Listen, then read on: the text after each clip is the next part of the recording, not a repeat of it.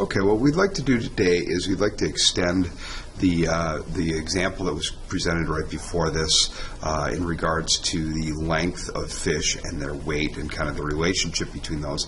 And in the previous example, they looked at weight as it compares to the length of a fish cubed.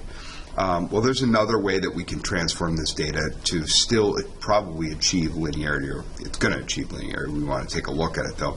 And that is if we take the cube root of both sides. So in other words, we're going to look at the cubed root of weight compared to the cubed root of length cubed, which would and that'd be length. So what we want to do is, if you could at this time, if you haven't already done so, can you pause the video and just put this information into your calculator so that we can work with it from there. All right, using the data that you just entered in your calculator, what we want to do is we want to make a scatter plot of the points where we have the x is length and the y value, the cubed root of weight. Make a sketch of your scatter plot in the space provided above. Did this transformation achieve linearity? So let's do that. Let's go to our calculator and go ahead and create that scatter plot. All right, in order for us to create a scatter plot with length compared to the cubed root of the weight, we have to actually calculate the cubed root of the weight.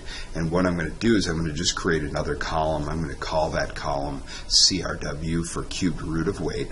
And then I have to enter a formula here in the gray cell right below it. And that formula is going to be weight raised to the 1/3 power. Now, if I do that, if I hit enter on that, what's going to happen is it's going to give me values for the weight, but they're going to be exact values. And although I don't really like the way that looks, that would be totally fine. So if we want to kind of get so that instead of having exact values, the other thing that we can do is we can go ahead and put parentheses around that. So if I were to put parentheses here around that whole thing there, and then put round in front of it, that will round off our values. Okay? So there's our new rounded values for weight compared to length, or cubed root of weight compared to length. So now what we can do is we can actually go in and create the actual scatter plot because we have the data to do it. So I'm going to go to insert. I'm going to insert a data and statistics just like we've done many times. We've got kind of our bouncing balls here. So down here now I want to have length. So I'm going to put length here. And then over here on the side I want to have weight. So I'm going to click weight here. And, oh, that's not going to work very well. You'll notice that weight is kind of definitely a curve of some kind. So instead I want to put the cubed root of weight, so CRW. And you'll notice as soon as I do that, my line straightens out, so it becomes very linear at that point. All right, so let's go back and actually answer the question that was asked then. We created our scatter plot, and as we saw, it went from looking very curved to very linear. So the answer we could give there is that yes, there's, the transformed data of the fish length and the cubed root of the weight were transformed from being formally curved to very linear. So the answer there is definitely yes, and that we have we have achieved linearity by taking the cubed root of the weight.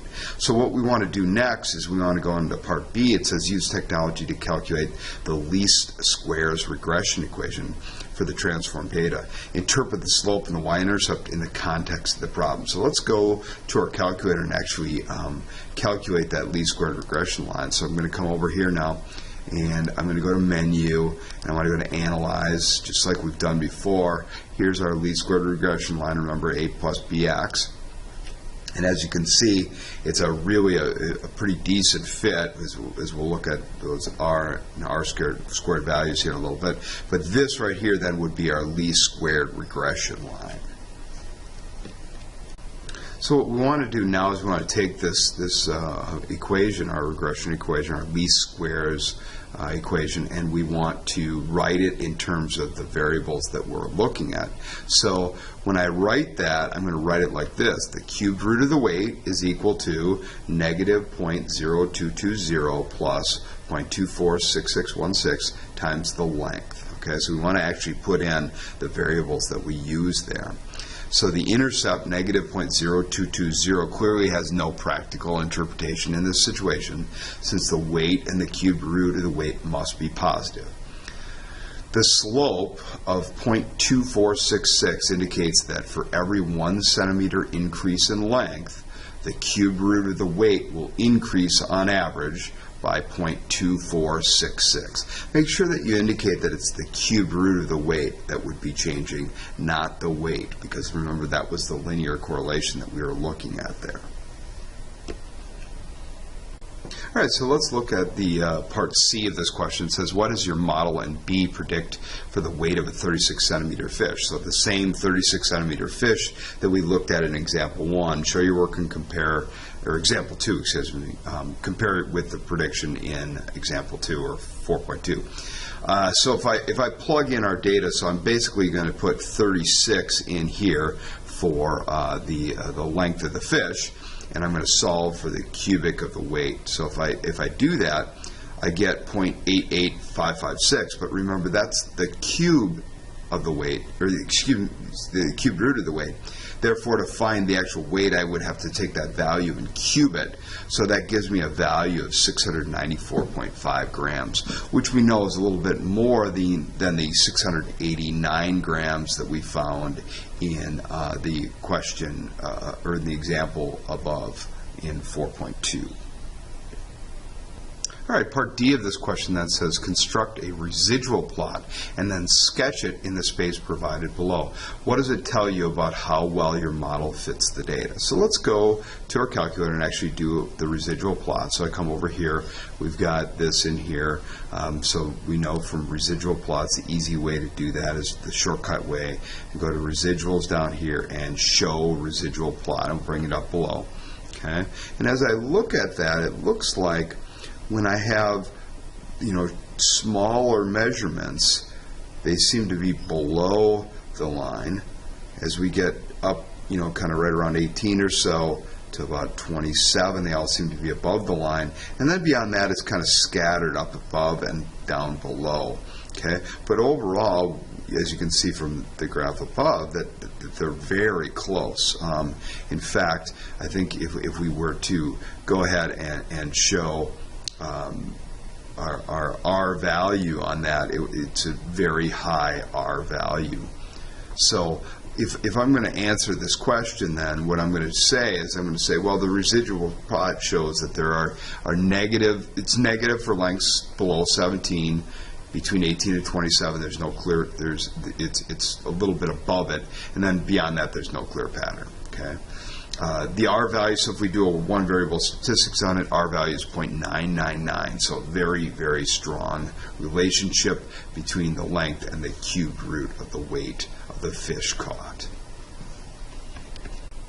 All right, to answer the final question, it says interpret the value of R squared for your model in B. So what I'm going to do is I'm going to come over to my calculator. I'm going to do my two variable statistics like we've done before. Remember, menu, stat calculations, two variable statistics. Make sure that you pick length as your X value and CRW as your Y value. If you do that, you'll notice that right down here our R value is 0.998785. Okay, so that's R, but we wanted to know about R squared, so I'm just going to take that value and I'm going to square it. If I do that, 0.99875 squared becomes 0.997502, so approximately 0.998. So if I'm going to answer that question, here's the way I'm going to do it. I'm going to say nearly all, 99.8% of the variation in the cubed root of the weight can be explained by the linear relationship with the length of the fish caught.